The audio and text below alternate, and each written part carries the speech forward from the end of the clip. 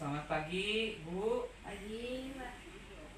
Oke, baik, terima kasih ya Bu ya sudah meluangkan waktunya untuk berdiskusi pada kesempatan ini. Alhamdulillah kita diberi keselamatan juga ya Bu ya.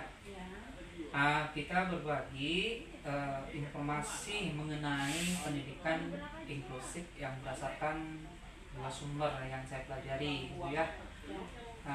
Yaitu artikel berita tentang tantangan sekolah dalam mengidentifikasi anak berkebutuhan khusus ABK dan artikel penelitian ilmiah tentang strategi pembelajaran bagi siswa slow learner ya. Kita penjelasan dulu ya Bu ya. Kalau untuk data, mungkin ada yang tahu tentang data itu seperti apa. Kita kan jelaskan sedikit ya Bu ya. Nah, pengertian data ini yaitu adalah sekumpulan informasi yang dikumpulkan untuk mengetahui kondisi atau fakta tertentu. Kalau dalam pendidikan biasanya ibu di kelas ada kehadiran, ya kan Bu? Terus tes, ya. Kalau misalkan terus observasi, terus ada umpan balik juga kan, ibu sering melakukan ya Bu. Bahkan termasuk himpunan data yang lebih besar seperti hasil belajar di tingkat sekolah seperti informasi dan demokratis. Nah, itu mungkin ibu paham sekali kan Bu ya. Terus yang kedua, kalau untuk penelitian, sini jabarkan sedikit ya Bu ya.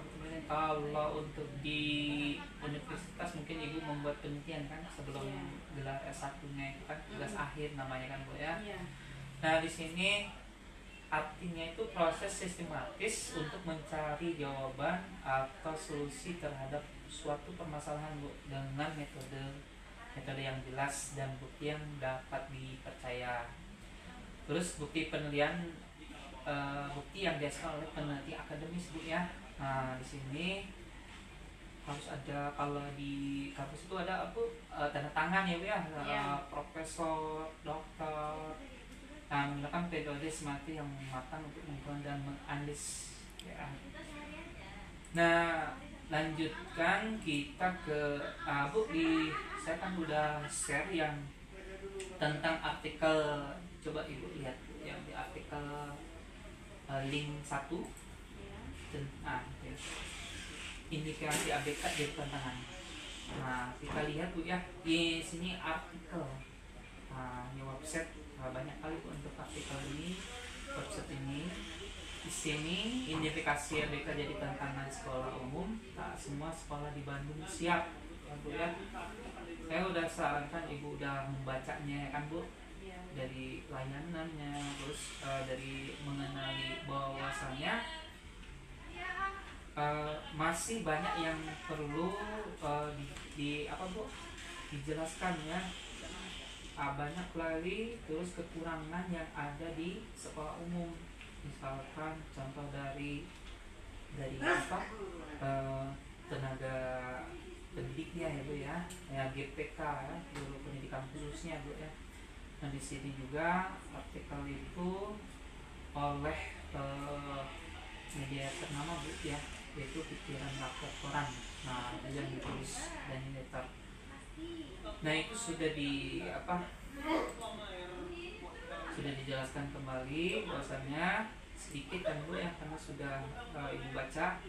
Nah, identifikasi ABK jadi tantangan sekolah itu pembahasan tentang pendidikan inklusif di sekolah umum.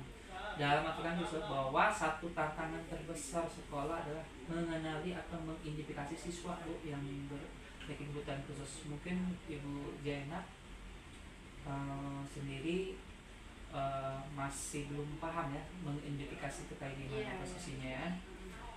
Nah, mungkin saya jelaskan lagi. Untuk strategi lain yang dijelaskan dalam pembelajaran, memberi pelatihan ya. Misalkan kalau untuk ABK ini kita tidak tahu apa yang menjadikan asesmen itu ya. Asesmen masih banyak Bu ya asesmennya. Contohnya kalau kita punya ABK ini bukan mencas langsung dia ABK Bu ya, kita akan tetapi harus ada prosedur yang harus dilewati dulu. Mungkin dari asesmen, kalau kita tuh asesmen apa Bu kalau sini? Akademik.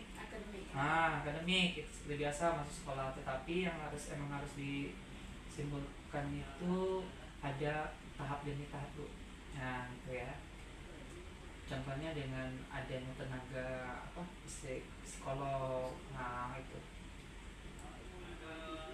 Nah, tenaga kesehatan atau medis. Terus yang kedua Bu, yang klik Bu yang itu, yang tentang artikel jurnal.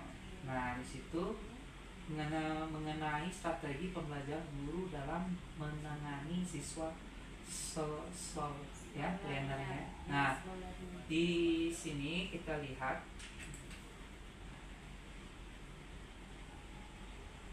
wawasan pendidikan. Nah di sini kita lihat penelitian yang bertujuan untuk mengkaji dan merangkum berbagai strategi pembelajaran.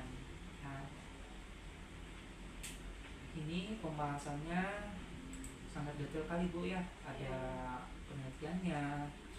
Nah, ke hasil yang merupakan penelitian ilmiah yang membahas strategi pembelajaran untuk siswa sekolah inklusif. Ya, metodenya penelitian dapat mengumpulkan dan menganalisis. Ya, berbeda dengan yang itu ya Bu ya, mungkin ada kalau yang pertama itu wawancara gitu kan Bu. Kalau ini adalah mengumpulkan data dan menganalisis berbagai penelitian sebelum secara sistematis dan untuk memperoleh kesimpulan yang lebih kuat. Nah lanjut ya. Selanjutnya yang jelaskan pengulangan materi pembelajaran ya. Soliner ini menunjukkan bahwa informasi yang disampaikan secara visual dibandingkan hanya melalui penjelasan tulisan.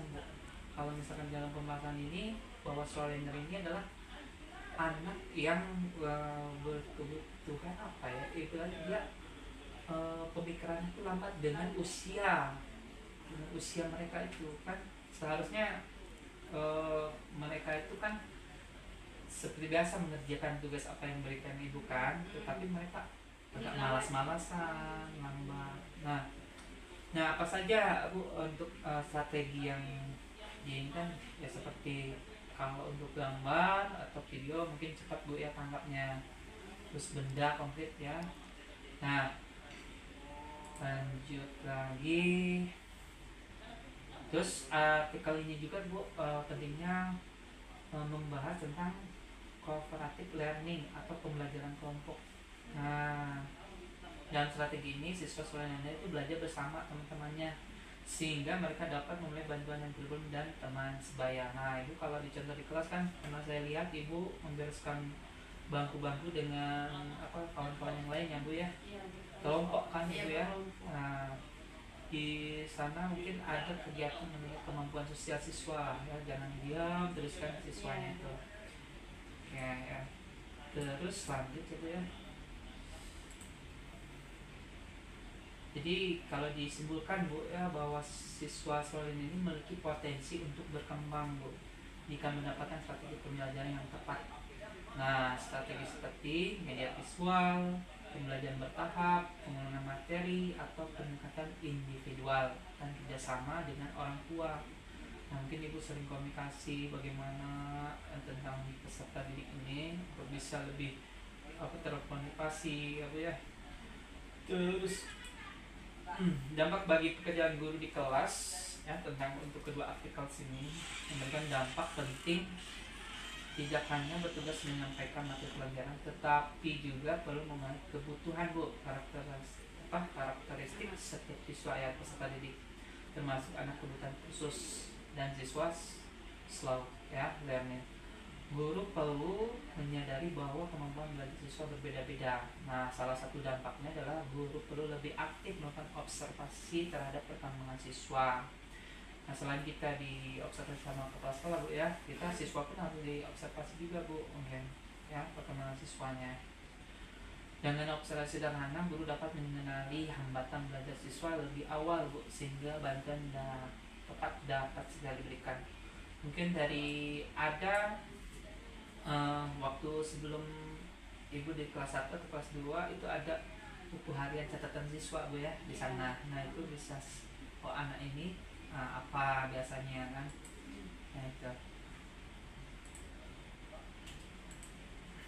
Oke, jadi kedua artikel ini menunjukkan pentingnya Bu ya kerjasama antara guru, orang tua dan tenaga profesional. Guru perlu berkomunikasi dengan orang tua untuk memantau perkembangan siswa baik di sekolah maupun di rumah. Atau diperlukannya guru dapat bekerja sama dengan psikolog atau guru pendamping khusus. Ya. Selain itu hasil penelitian membantu guru menggunakan data dan bukti penelitian dalam menentukan strategi pembelajaran tepat. Dengan demikian pembelajaran dapat menjadi lebih efektif, adil dan sesuai dengan kebutuhan semua siswa dan kelas musik. Nah sini Bu, selanjutnya mungkin Ibu boleh tanya pada saya tentang yang saya tadi yang tadi jelaskan ya Bu ya. Pak, dari penjelasan yang Bapak sampaikan tadi ada beberapa pertanyaan yang saya sampaikan, Ya. yaitu apa yang dimaksud dengan pendidikan inklusif itu Pak?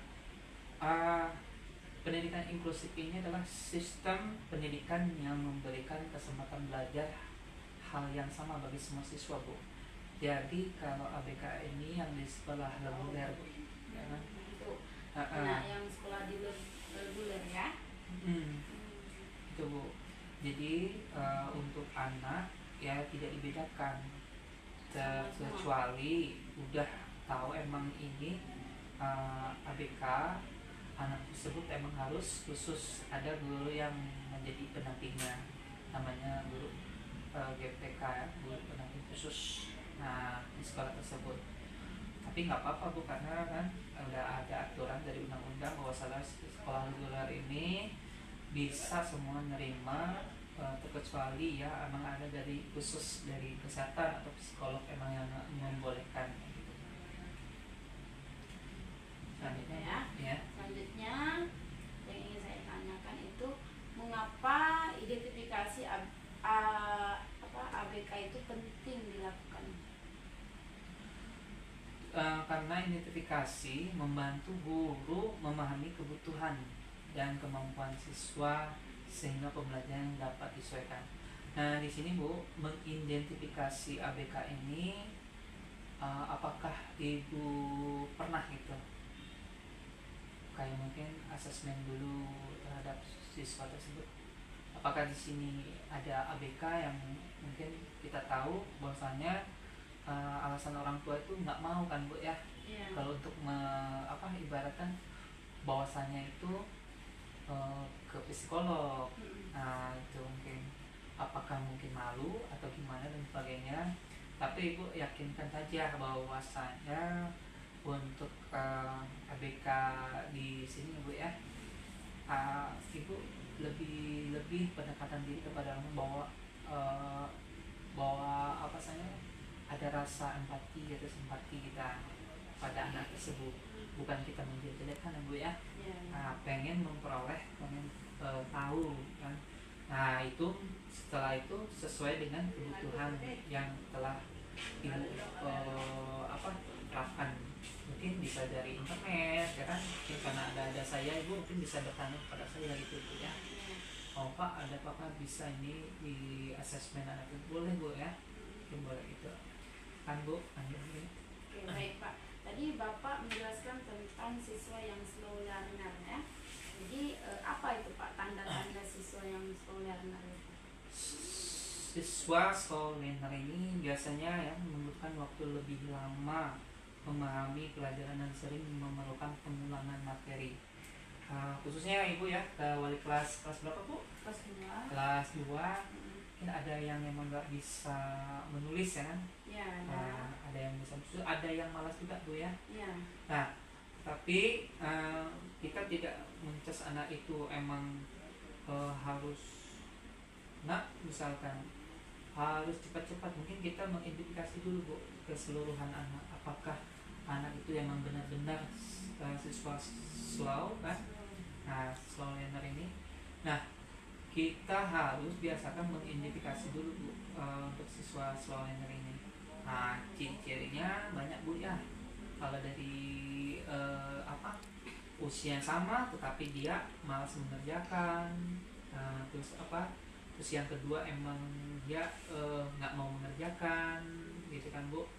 Nah itu mungkin ada perlu tahapan yang emang apa ciri-cirinya itu ya, itu ya. Terus ada lagi Bu? Oke, berarti slow learning itu dia membutuhkan waktu yang lebih lama ya.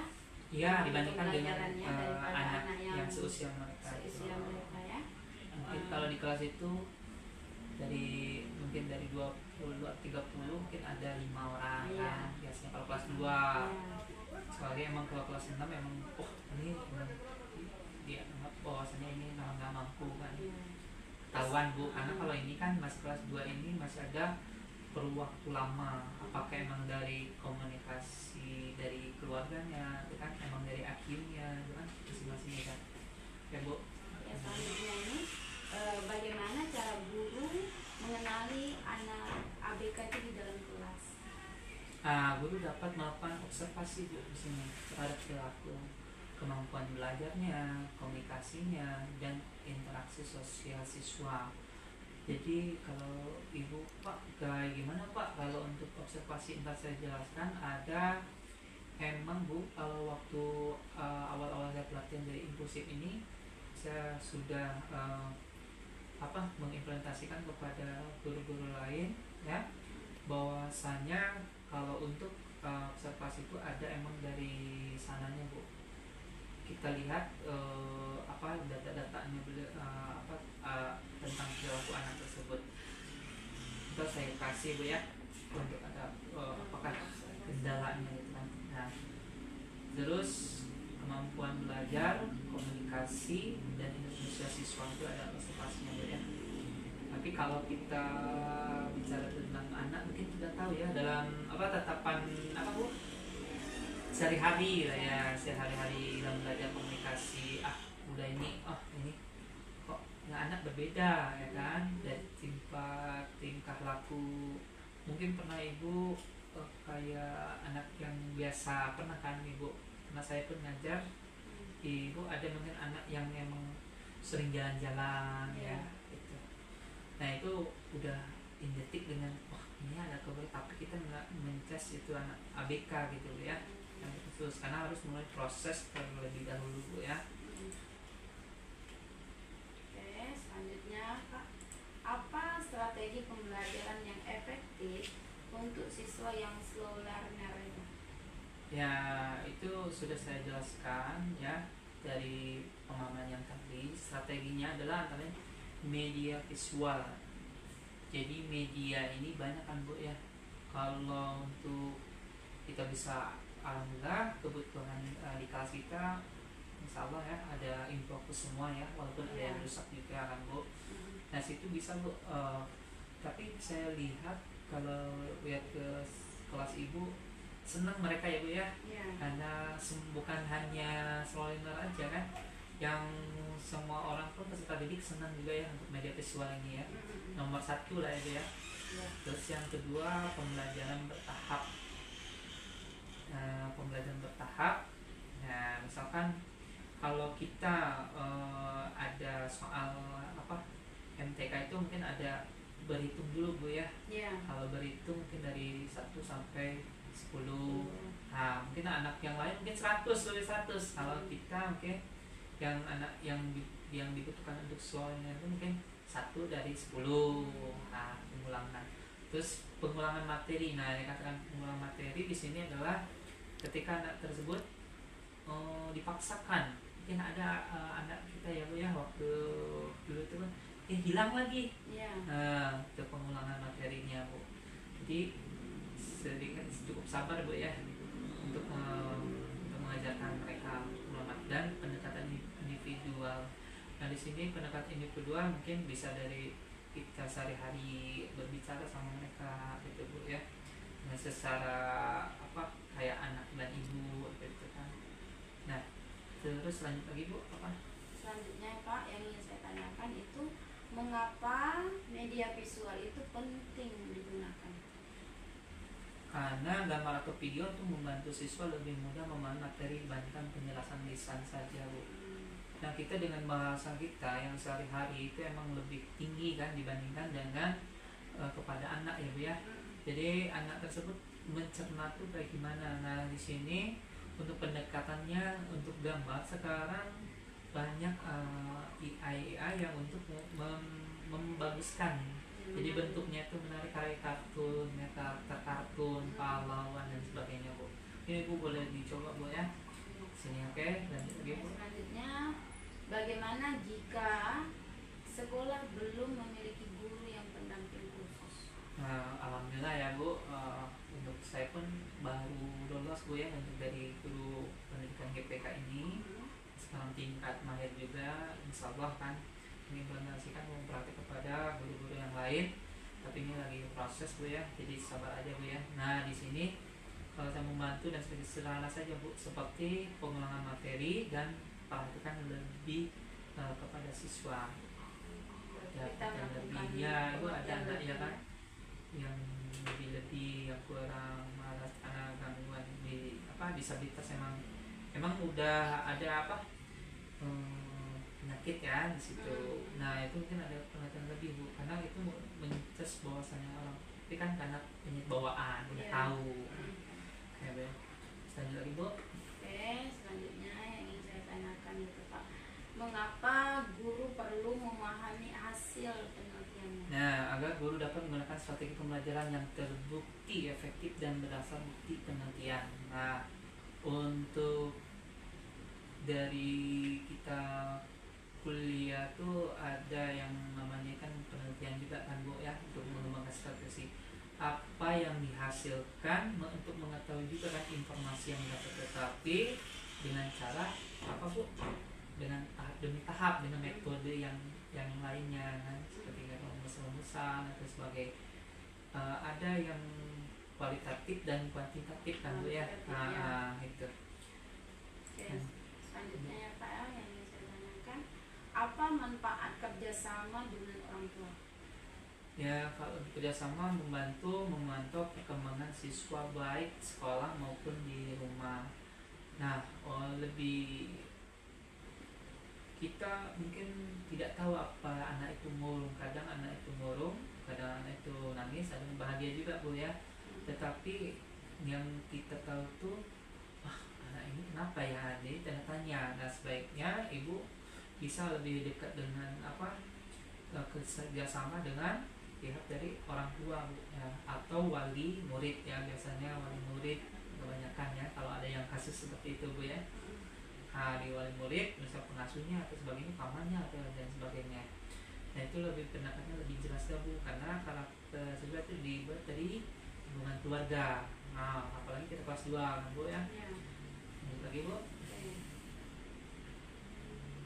Selanjutnya itu yang ingin saya tanyakan itu, apa yang dapat dilakukan guru untuk meningkatkan kemampuan dalam pendidikan inklusif? Nah alhamdulillah bu, untuk dalam tahap ini pemerintah sudah mengusahakan ada yang namanya aplikasi di ruang web itu pendidikan, rumah pendidikan gitu ya. Nah di rumah pendidikan itu ada pelatihan bu materi. Nah sekarang udah ke satu ya, tahap 1 ya, itu dari 1.000 orang gitu ya. Itu ada pendidikan inklusif, mungkin ibu boleh daftar ya di sana kan bu. Nah, ntar saya kasih linknya. Mungkin ada sebagian guru yang sudah, dari Bu Sri, Bu Epa, saya udah kasih. Pelatihan inklusif tahap dasar itu ada 3 bu, tahap dasar, tahap lanjutan, dan sekarang tingkat mahir. Nah itu ntar ya. Kalau untuk yang lebihnya, kita mengikuti pelatihan baik itu dari sekolah atau dari dinas atau umum kan bu ya. Terus membaca penelitian banyak kan bu. Penelitian ini kita di media YouTube ya kan bu, terus Facebook juga banyak bu artikel di sana. Terus dan berdiskusi dengan rekan guru, mungkin saya sebagai emang tingkat mahir mungkin bisa membantu ibu, walaupun pengalaman saya belum bisa ke arah sana bu ya, tapi insya Allah saya akan membantu bu ya. Sudah belajar dari pengalaman di kelas, nah sedikit demi sedikit bu. Nah, oke bu. Nah oke bu, terima kasih banyak bu ya.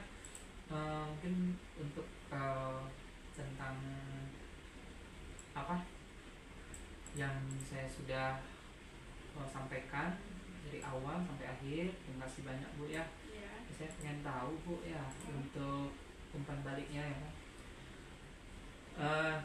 Apakah penjelasan yang saya sampaikan mudah dipahami Bu? Ya, mudah dipahami, jelas juga. Bapak pun menggunakan bahasa yang mudah dipahami oleh saya. Oke baik Bu. Mungkin ada kendala lain dari itu Bu? Nggak ada ya? Nggak ada kendala. Oh. Terus yang kedua, selanjutnya bagaimana Bu dari penjelasan yang Anda paling bermanfaat? Dari penjelasan itu yang paling bermanfaat itu bagian dari tentang strategi pembelajaran untuk siswa yang slow learner karena sesuai dengan kondisi di dalam kelas. Oke baik Bu ya. Terus apakah cara berkomunikasi selama diskusi sudah nyaman Bu? Sudah nyaman karena diskusi kita ini dilakukan dengan santai dan ada juga kesempatan untuk saya bertanya kepada Bapak. Oke, terus lanjut. Apa perlu saya tindakan dalam menyampaikan informasi seperti ini Bu? Menurut saya ya Pak ya, mungkin bisa menambah lebih banyak contoh terus praktik pembelajaran yang langsung di dalam kelas. Oke baik Bu ya. Ada mungkin sedikit menambah lebih banyak contoh praktik pelajaran langsung ya. Mudah-mudahan Bu terlaksana ya. Karena saya mau belajar juga Bu ya. Karena untuk sebagai guru olahraga pun ya saya mengusahakan gitu kan membantu kepada semua yang guru membutuhkan gitu ya, terutama sekolah ini. Terus yang selanjutnya, apakah informasi penelitian membantu menambah pemahaman Ibu tentang pendidikan inklusif ini Bu?